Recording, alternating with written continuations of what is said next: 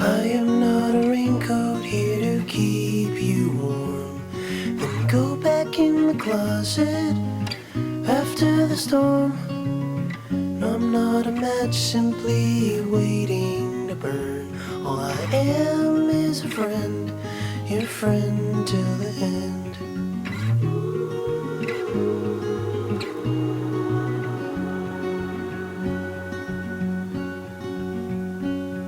I'm not your impression of a 你好，我是独活男子 Leslie， 欢迎收看我的日本生活记录影片。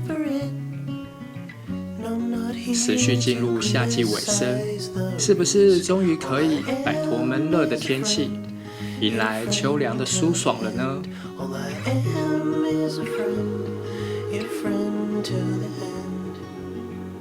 在京都，最明显能感受秋天的脚步，是一夕之间变换的市容。还在寒热的午后，经过一夜细雨，第二天，整个城市像是换上了新衣，穿上橙黄的外套。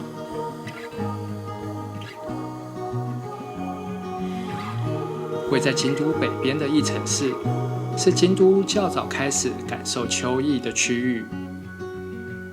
寺院古迹的围墙，藏不住张扬的红色手心，一把抓住旅人的目光，开启一顿视觉的飨宴。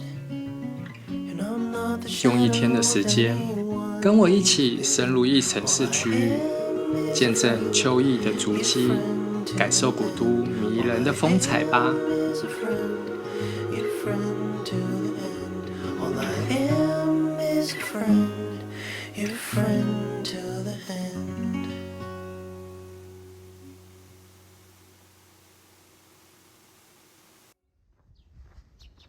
坐瑞山电铁到修学院站，再步行20分钟就会到慢书院。沿途的缓上坡，像是逐渐堆高的情绪，期待即将见识的美景。过了这个岔路口，步入的小道拉高了期待值。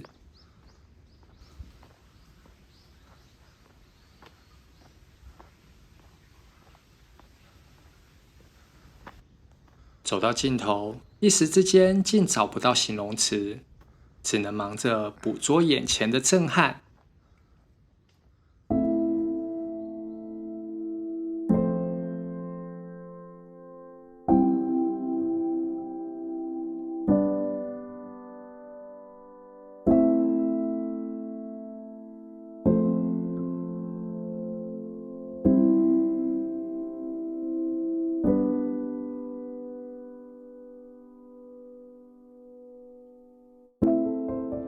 慢书院的历史可以追溯到西元8世纪，由僧人最曾创建。在17世纪，由后水尾天皇重建并扩展，成为皇室成员和贵族的重要修行场所。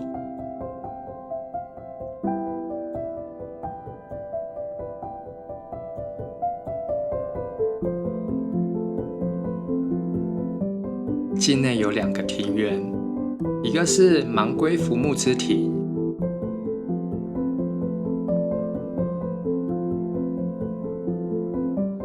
简单的枯山水样式，却传达出多层次的情绪和意境。前景白沙滩的写意，与背景墙外生动的红叶，成为一幅让人心情平静的画作。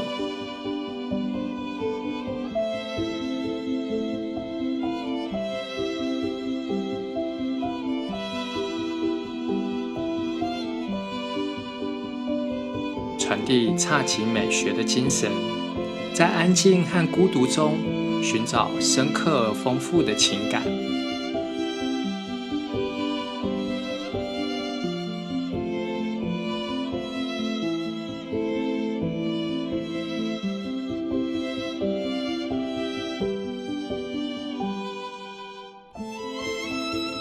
慢书院的建筑是著名的书院造风格，展现了日本传统建筑的优雅与精致。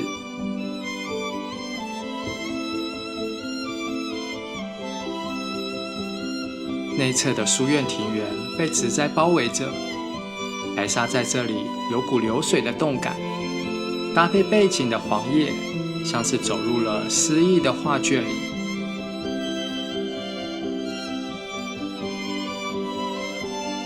鲜红、橙黄、金色、翠绿，古迹建筑在这里更显韵味，成为世外桃源的代名词。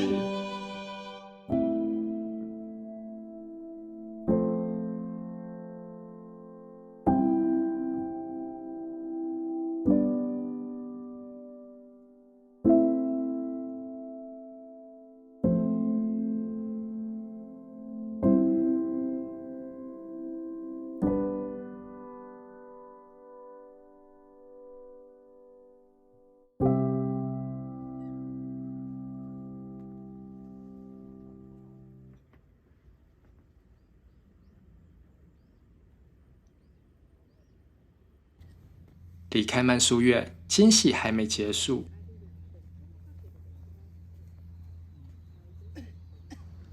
爬满路面的青苔，配上成排的红叶，两种颜色像是两位高手在对决，展示不愿输给对方的气势，为路过的旅人留下一顿精彩的视觉飨宴。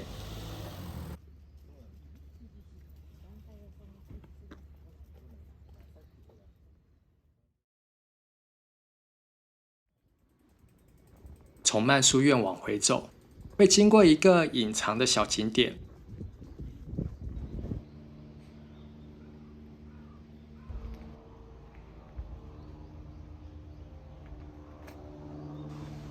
穿过幽暗的森林隧道，就会到陆生神社。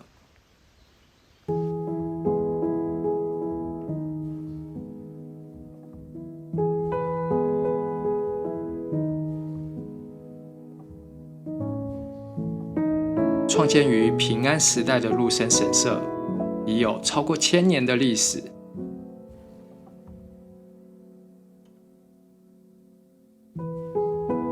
相传这里原本是一片茂密的森林，因为常见到白鹭停歇而得名。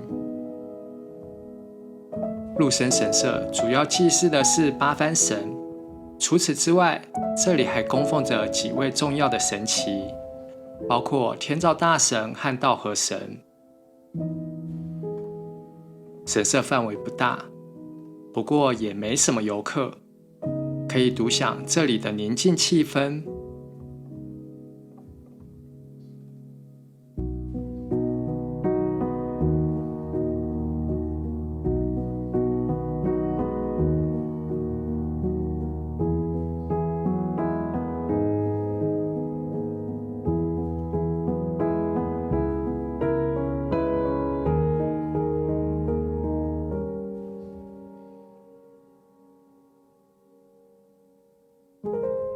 刚刚走过来的小路，并不是神社的主要参道入口。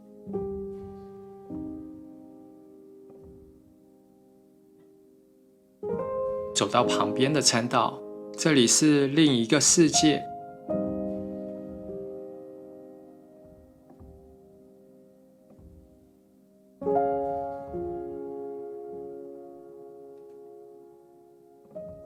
参道被鲜红、橙黄和金色的枫叶覆盖，秋日的阳光透过层层的叶子，营造出一片梦幻的世界。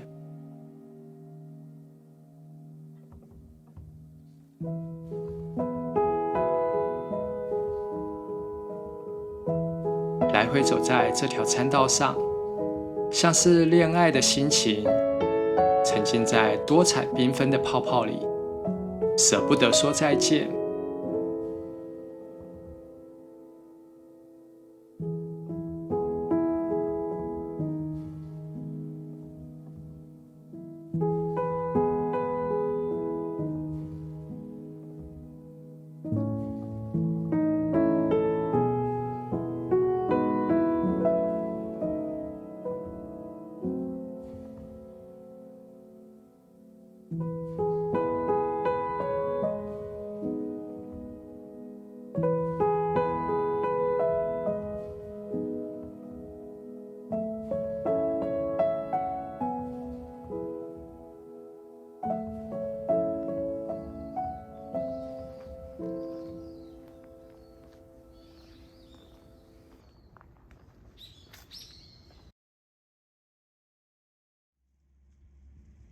穿越住宅区，走路10分钟左右，会到红叶民所圆光寺。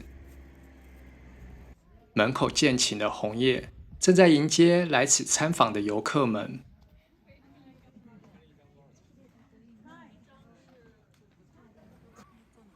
穿过走道，枯山水龙亭正以惊人的气势盘踞在路口。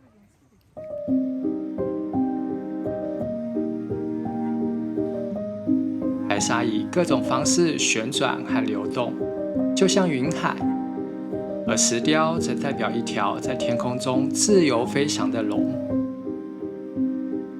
背景的红叶增添了这条云龙的震撼威力，像是在翻滚舞动的同时，喷出炙热的火焰。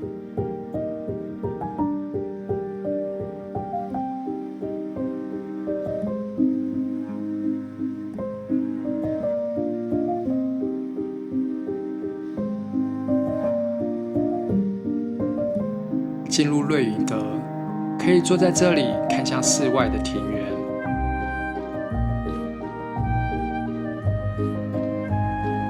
不论是透过限制的窗框思考人生，或是坐在开放的园侧启发灵感，这里总能带来禅意的感悟。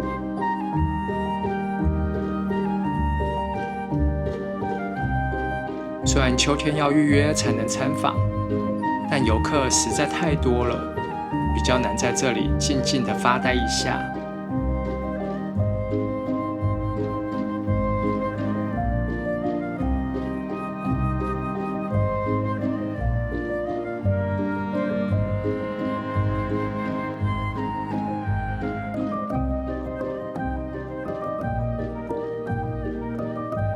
穿过中门，会走进石牛庭园，在这里又见到了水琴窟。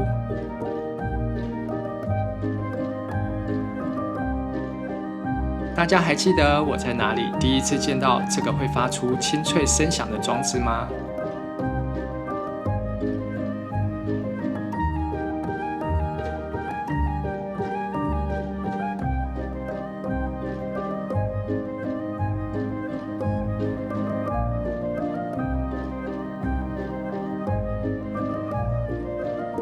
走进书院，坐在榻榻米上看着石牛庭园，这个像是被木头横梁框住的画面，又叫做相框花园。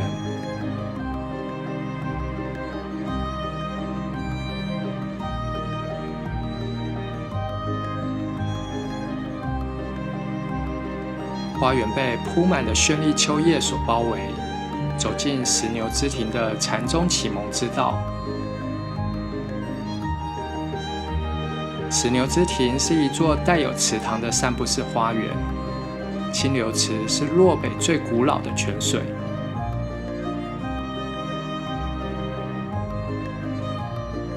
牛代表人类与生俱来的佛心，从一个牧羊人的禅宗启蒙之旅故事启发的庭园设计，象征着修行者从迷茫到觉悟的过程。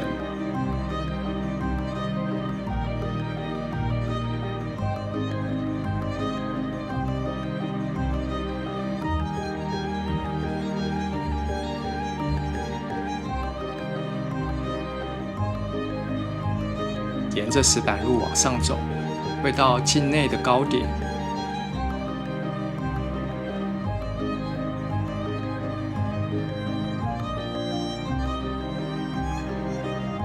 这里是东照宫和德川家康的坟墓。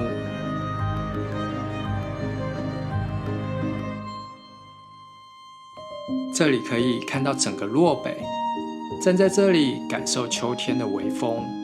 枫叶在头顶轻轻飘落，灵性中带点诗意。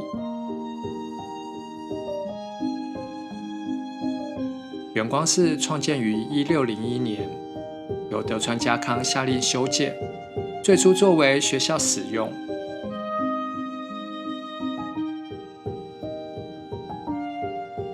这里见证了历史的变迁，保存了许多珍贵的文物。建筑和庭园都蕴含着丰富的历史和文化内涵。难怪秋天的时候是洛北必访的人气景点。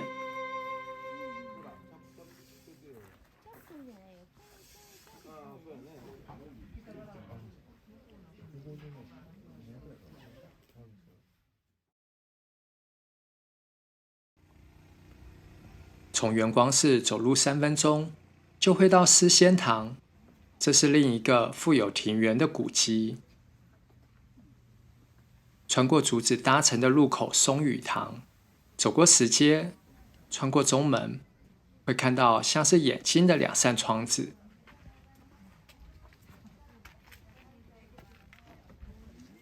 进入本殿，映入眼帘的是一座错落有致的日式庭园。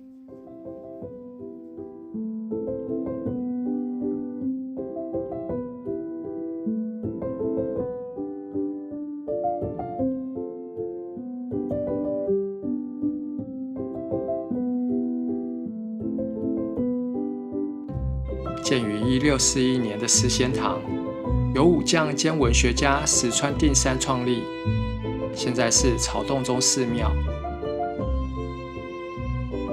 室内挂着江户时代画家鹿野探幽所画的36位中国诗人画像，而得名思仙堂。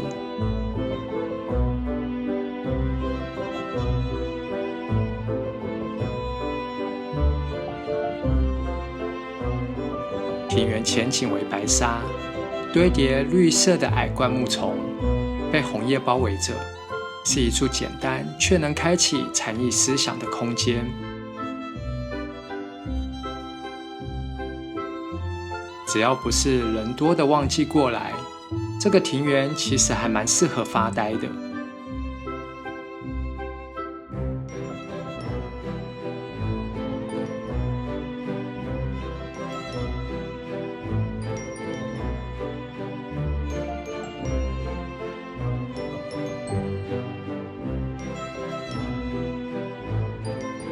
坐久了，可以起身走进这个花园。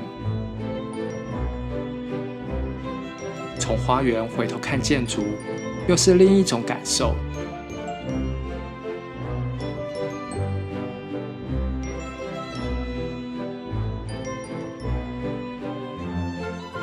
在红叶季的时候，如果眼前的景色只有红叶，很快就审美疲劳了。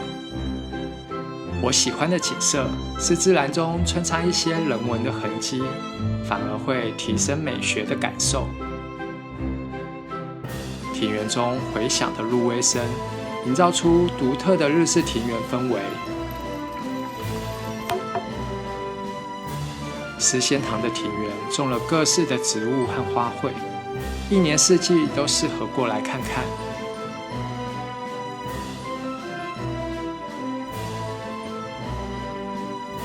来到这里，可以逃离日常生活的喧嚣，寻求内心的平静，哪怕只是一点点，都会有心灵净化的感受。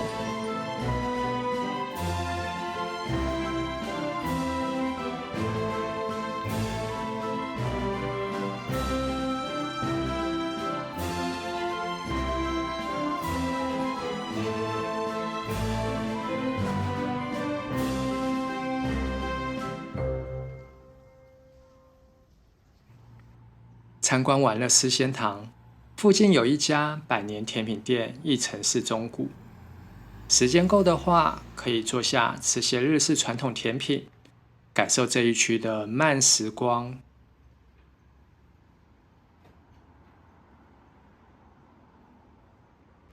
而如果赶时间，也可以买些经典的五藏四仙饼，带走这一区的历史韵味。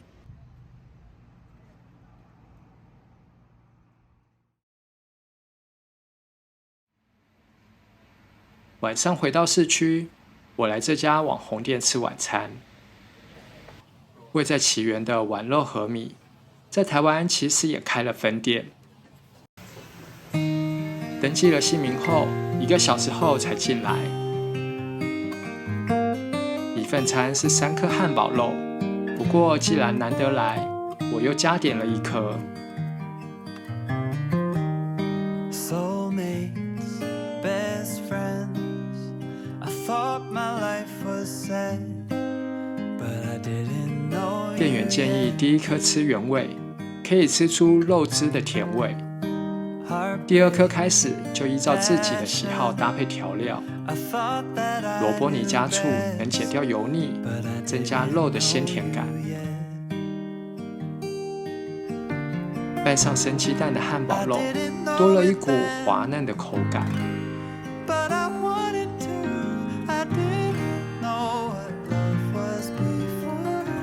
加上炸蒜片及盐葱的汉堡肉，为牛肉增添更多想象。总体而言，是一家我会回访的餐厅。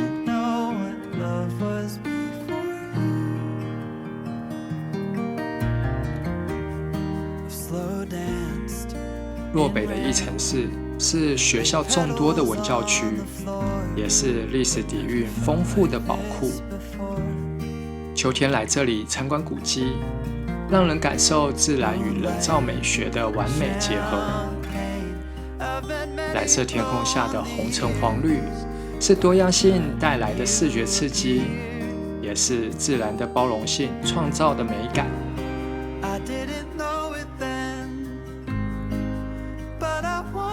如果你也喜欢在秋天的京都里恣意漫步，欢迎订阅我的频道，一起走进如画的风景，见证自然的创意。チャンネル登録よろしくね。